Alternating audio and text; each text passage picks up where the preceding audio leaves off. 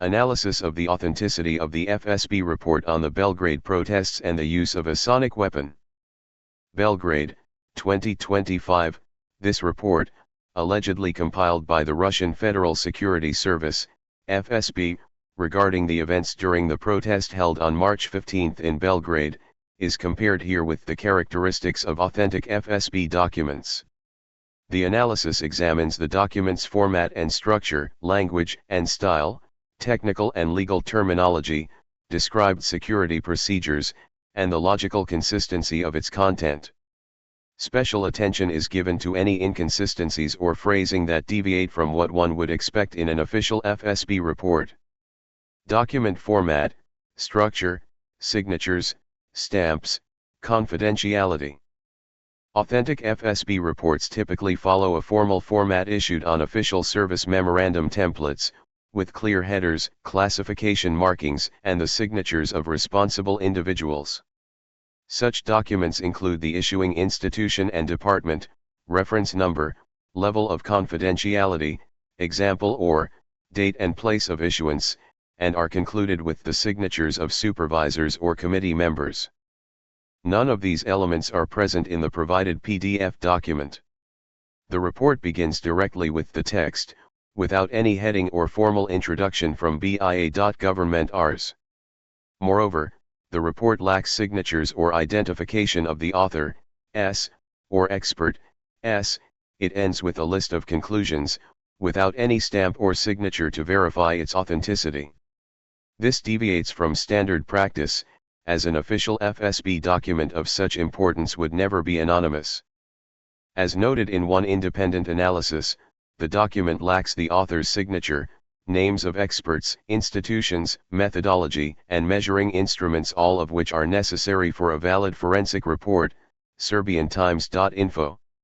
The absence of a signature or name of the responsible individual suggests the document is not presented in its original FSB format but is rather a summary or transcript. Furthermore, no visible confidentiality markings are present. If the report were truly an internal FSB document intended for Serbian authorities, at least some internal classification would be expected. FSB rarely publishes its analyses publicly. The fact that the report was published openly on the BIA's official website suggests that either the FSB prepared the report for public release, and thus omitted formal classification, or only its contents were published, while any official markings were excluded. The BIA offered the report in both Serbian and Russian, titled Report of the Expert Group of the FSB RF, BIA.government.rs, indicating that a processed or summarized version was presented to the public, not a photocopy of the original with all official elements. In comparison, known examples of authentic FSB documents, example declassified reports or leaked internal memos, always contain formal elements, memorandum headers, case numbers, etc. Conclusion: the format of this report, as published, diverges from the typical official form of FSB documents, raising doubts about its full authenticity or at least its completeness. Language and style, official administrative tone. The writing style of authentic FSB reports is typically restrained, bureaucratic, and precise. They employ formal, official language, with strictly defined terminology and minimal use of emotive or ideological expressions. In this document, however, a notable departure toward a more informal, even propagandistic tone is observed. Expressions that appear politically charged rather than professionally neutral are used. For example, the report repeatedly refers to the alleged use of the device and concludes that there are public indications of a staged provocation involving a specially prepared group of individuals, N1info.rs. Phrases such as alleged application, staged provocation, and specially prepared group of individuals carry a distinct ideological undertone. One commentary explicitly states, the report uses phrases such as alleged application, staged provocation, and specially prepared groups. These are not scientific terms, but ideologically charged expressions. SerbianTimes.info. An official security report would more likely use neutral formulations, example according to available data, the device was not used or elements observed may indicate a staged event, rather than accusatory labels such as staged provocation. This suggests that the language is adapted to support a particular narrative, which is atypical of the dry administrative tone expected from FSB professionals. Additionally, the style is quite narrative. The report recounts a sequence of events and draws conclusions without clearly separating factual findings from interpretations.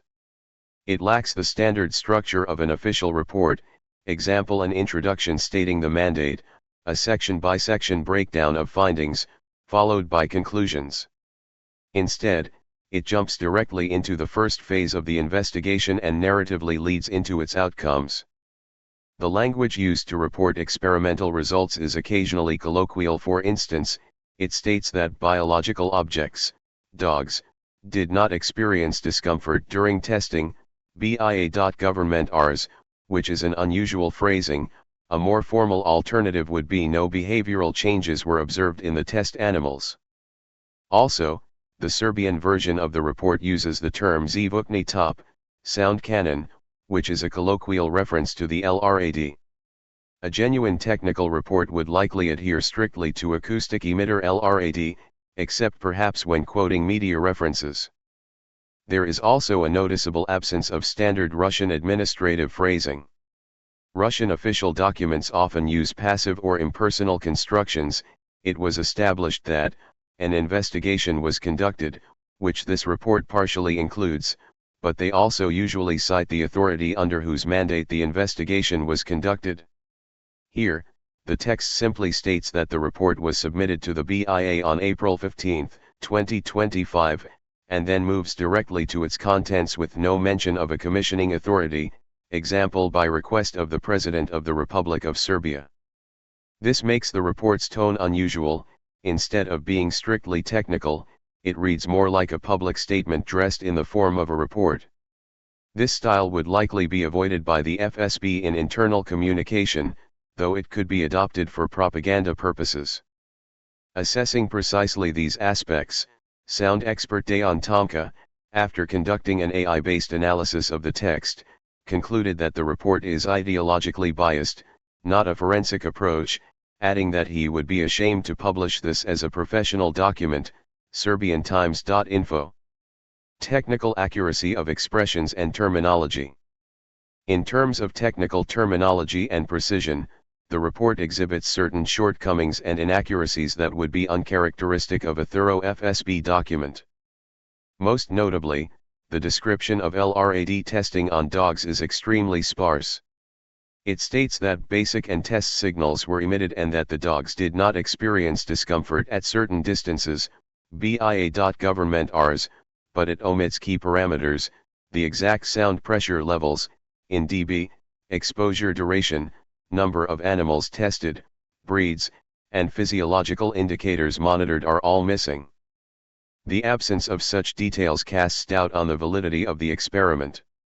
One review of the report notes that no measured parameters are listed, example cortisol levels, heart rate, there is no control group, and no precise data on duration or intensity of the sound. For these reasons, this test wouldn't even pass as a high school experiment, let alone qualify as forensic evidence. SerbianTimes.info. Such technical imprecision is unbefitting of a serious expert analysis. If FSB experts had indeed conducted an in vivo test on animals, one would expect it to be documented with measurable outcomes and a defined methodology. The terminology used in the document also raises concerns. In the Russian version, typographical errors appear that a professional document would not normally contain. For example, appears instead of the correct a clear typing error likely introduced during text conversion, BIA.government-Rs. Furthermore, it refers to several men in black hoodies, where seems to be a typo for with hoods, BIA.government-Rs. An official document would have undergone proofreading and these would likely have been corrected. Although such errors may be the result of technical conversion by BIA when publishing the text, they still raise questions about the document's origin and the attention paid during its preparation. Regarding the naming of equipment and phenomena, the report correctly uses the acronym LRAD and describes them as acoustic, sonic, emitters, which is accurate. However, it later adopts the colloquial term acoustic rifle, in Russian, RIA.RU, which is unlikely to appear in formal FSB documentation unless quoting media usage. Its inclusion here suggests the report was tailored for public consumption rather than as an internal technical document. The description of the audio analysis combines technical language with imprecision. For instance, it states that no artificially generated acoustic signals, including those of high amplitude, were detected in the spectrum of analyzed files, and that the signals correspond to acoustic noises typically heard during such events, crowd noise, screaming, whistling, etc. BIA.Government.Rs. While this finding appears legitimate, it lacks methodological support.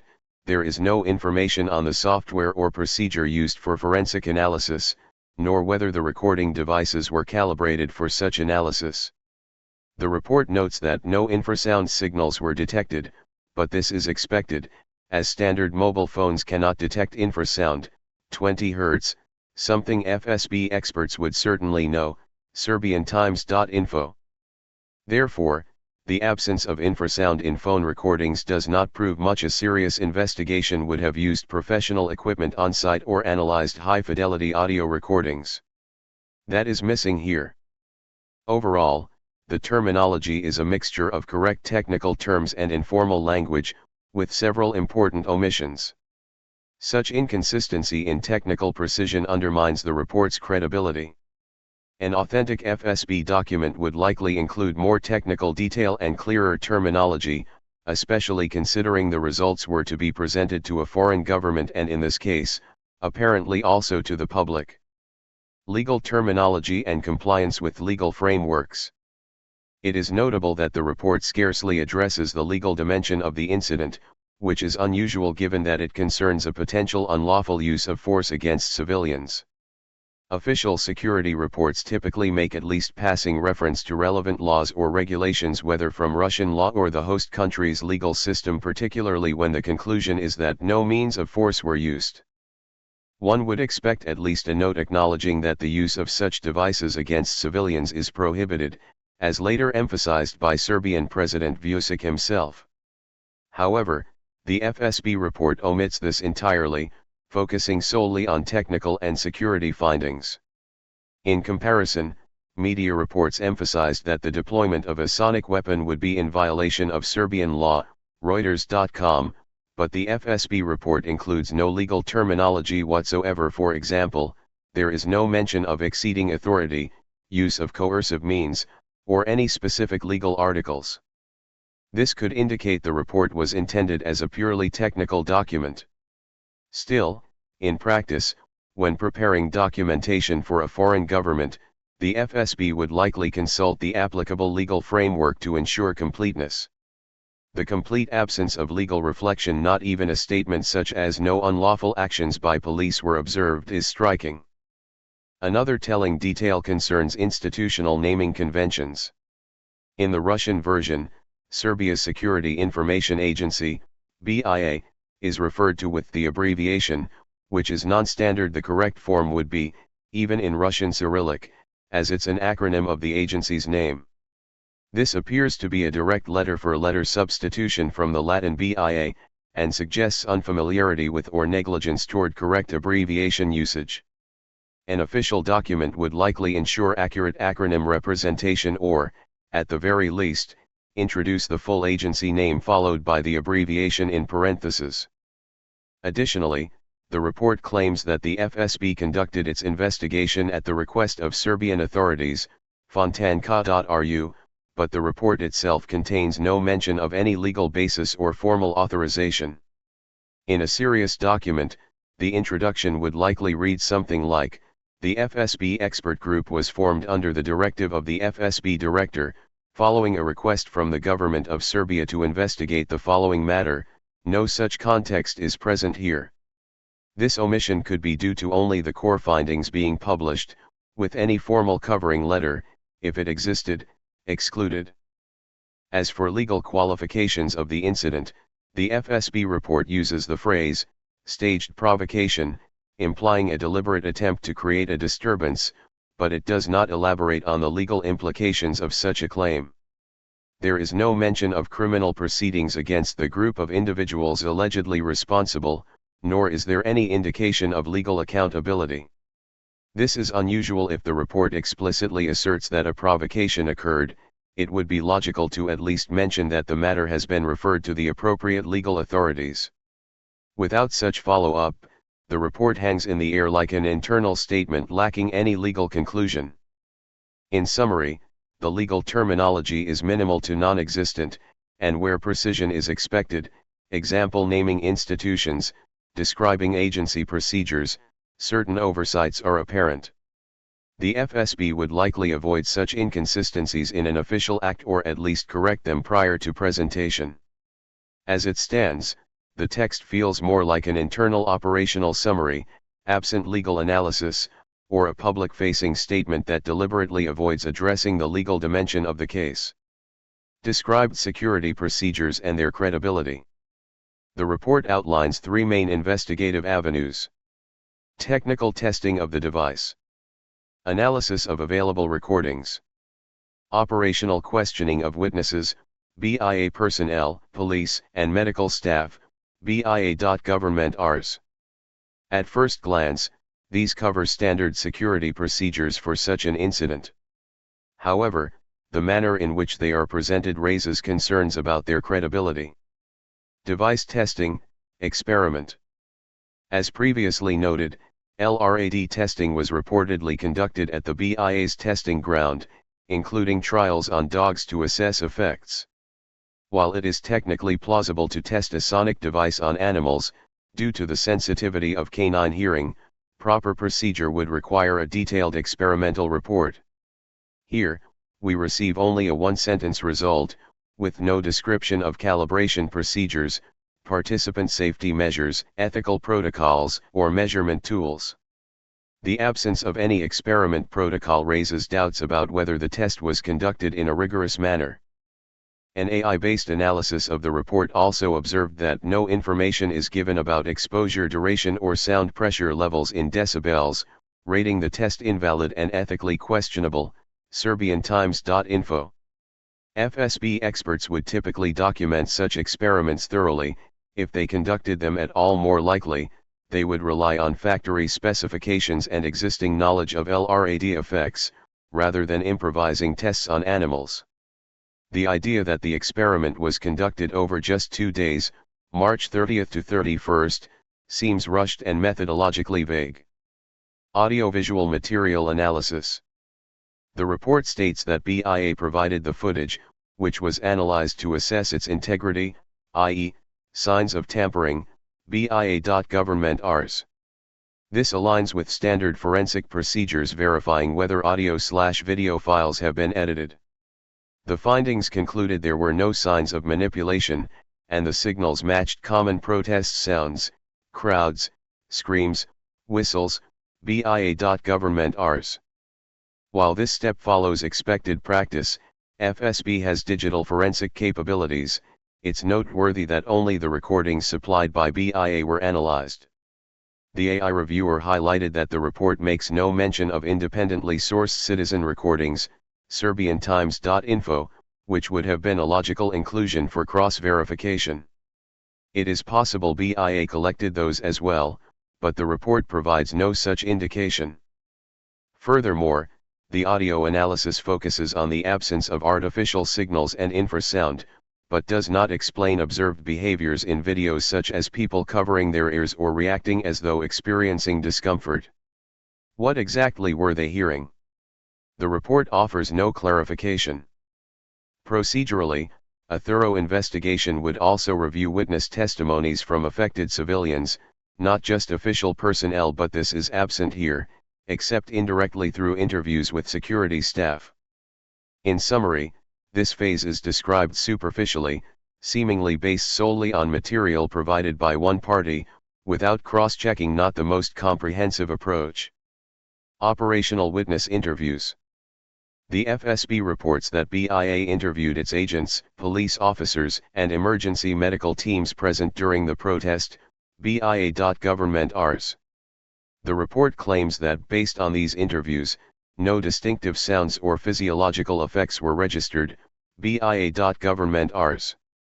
This implies that statements were taken from official personnel, a standard practice, interviewing officers, medics, security staff, etc. The finding that none of them noticed anything unusual is presented as proof that no device was used.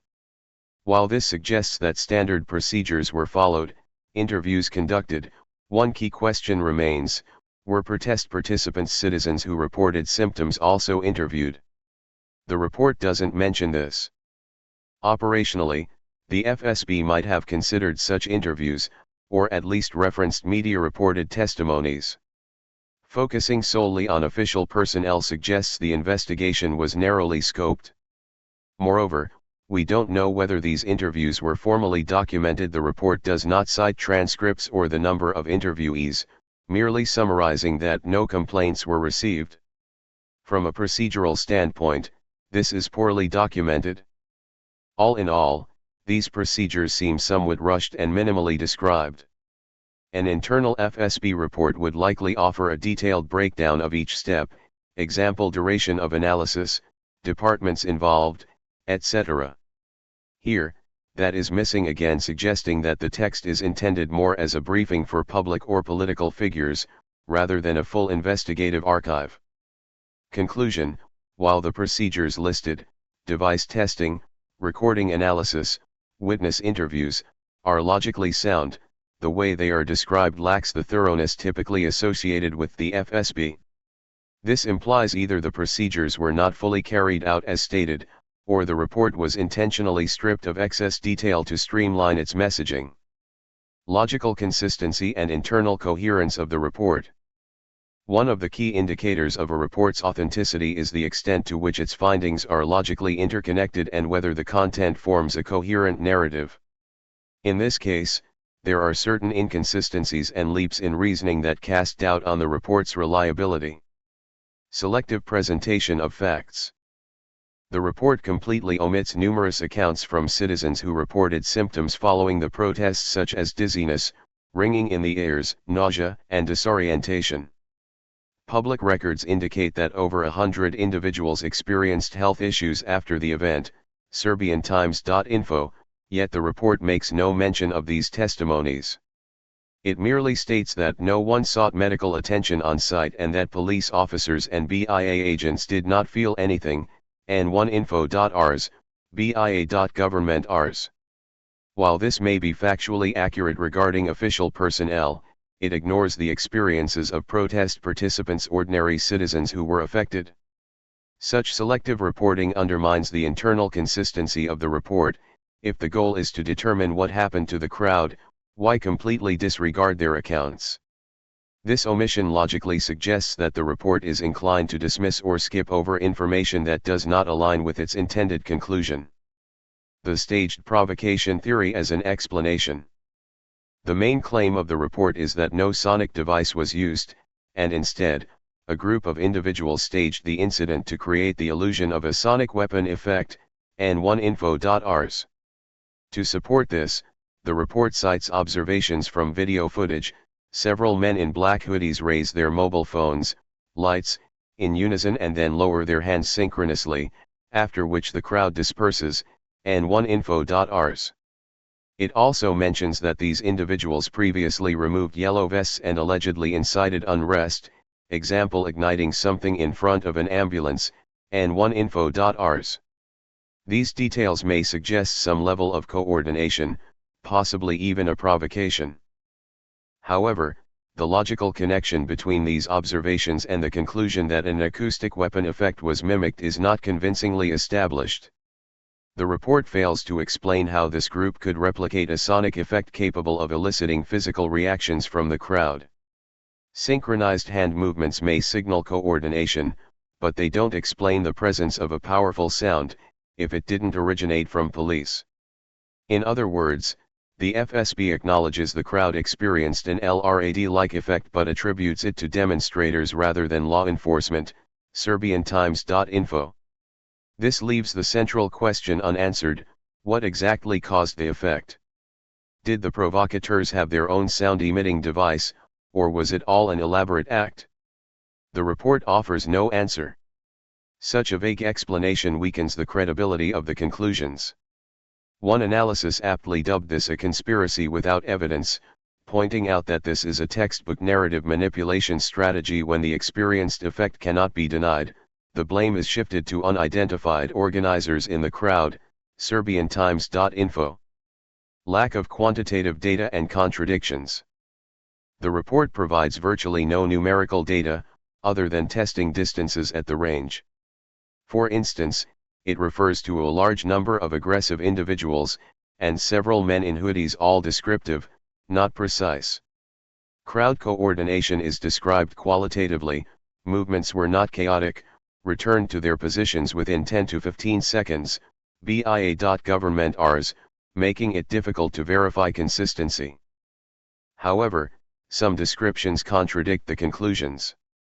The report itself notes that protesters quickly returned to their previous positions, within 10 to 15 seconds, and that there was no panic or loss of crowd control following the event, BIA.government.rs, and 1info.rs.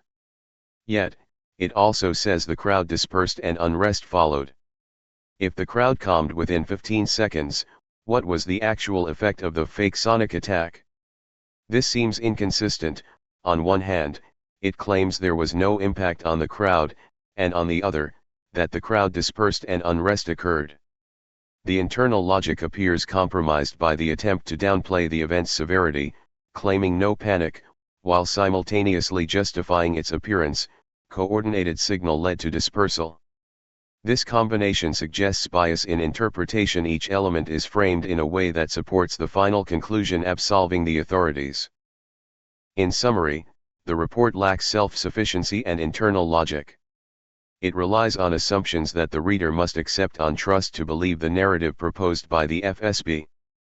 The absence of transparency, no independently verifiable data, and the clear avoidance of certain facts, like citizen testimonies, make the report fall short of the internal coherence expected in a forensic investigation. One summary assessment confirms this: this report is not forensic, it is not transparent, it uses ideological and propagandistic language, it avoids key evidence, it relies on conspiracy theories rather than scientific reasoning, and it meets none of the criteria for objectivity, SerbianTimes.info.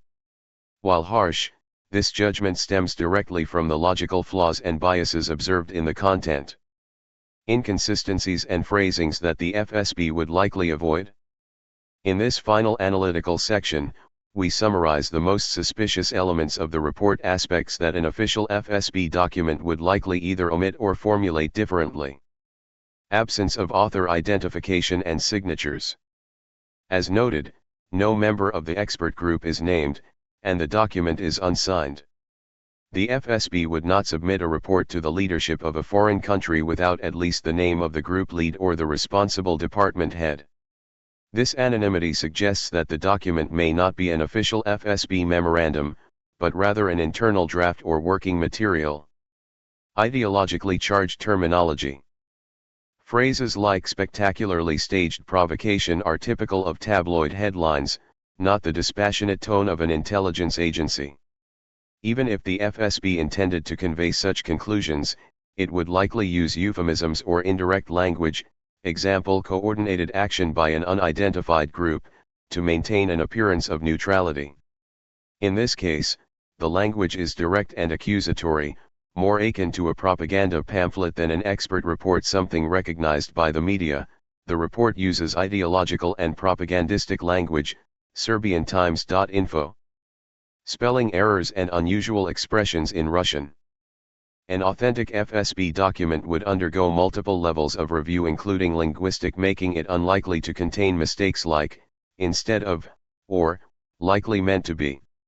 Such errors suggest hasty preparation or poor text conversion, which would not be expected in a carefully crafted security report destined for archival or interagency sharing. Lack of precision in facts. The report relies on vague phrasing in several places, example a large number, several, about 600 meters. While this may be acceptable in narrative segments, one expects precision in the conclusions.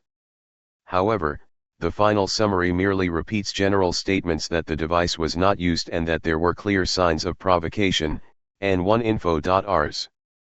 There is no quantification or supplementary explanation. The FSB would likely avoid such ambiguity in its conclusions. Instead, it would either provide a definitive, data-backed statement or present an assessment with a stated degree of probability. The term categorical conclusion, as used in the report, seems inconsistent with the lack of empirical support. No recommendations or follow-up steps. Official security reports often include recommendations or at least suggestions for further action, especially when a provocation or security threat is identified. This document ends without proposing further steps. It does not suggest identifying the specially prepared individuals, launching counterintelligence measures, or any follow-up action. For the FSB, which generally emphasizes countermeasures, this is uncharacteristic.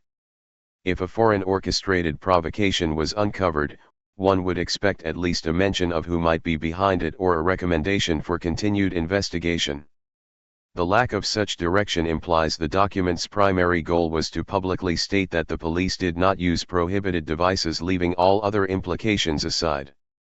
Purpose and tone of the document. Taken together, the report appears more designed to justify a political stance, the police are not to blame, the protest was staged, than to present impartial findings. This is not a trait of objective intelligence reporting, but rather something that could be fabricated or commissioned with a specific agenda in mind. One independent review speculated that the report is either entirely fabricated or an authentic document drafted specifically to politically deny the use of weaponry, SerbianTimes.info. Either scenario casts doubt on the report's credibility as a sincere expert assessment. The FSB, as a professional agency, would generally avoid explicitly placing political goals ahead of facts unless compelled to do so, resulting in a document as unconvincing as this one. Final note. A detailed comparative analysis reveals significant discrepancies between this FSB report and the typical structure and content of authentic FSB documentation.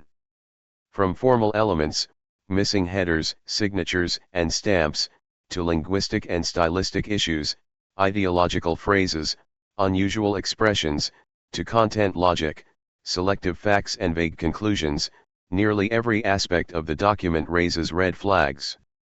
The examples and observations provided suggest that the document is unlikely to be a standard official FSB report. It more likely reflects the circumstances under which it was produced, either as an ad hoc response for political denial purposes or a redacted version released in a format that stripped it of its original expert tone. Compared to genuine FSB records, which are generally more formal, detailed, and devoid of overt propaganda, this report does not hold up. The numerous inconsistencies, formal, linguistic, and substantive, indicate that the document should be treated with caution and, at the very least, cannot be regarded as a representative example of standard FSB documentation. References. Official statement by BIA on the reception and publication of the FSB report, April 16, 2025, BIA.government.rs. Translated content of the FSB report, Serbian version published by BIA/N1, examples of phrasing and conclusions, N1info.rs, BIA.government.rs. Media and independent expert analyses, N1, Serbian Times, commentary on language and deficiencies in the report, SerbianTimes.info. Coverage by Russian media outlets, RIA Novosti, Fontanka, confirmation of key statements and context of publication, RIA.ru, Fontanka.ru.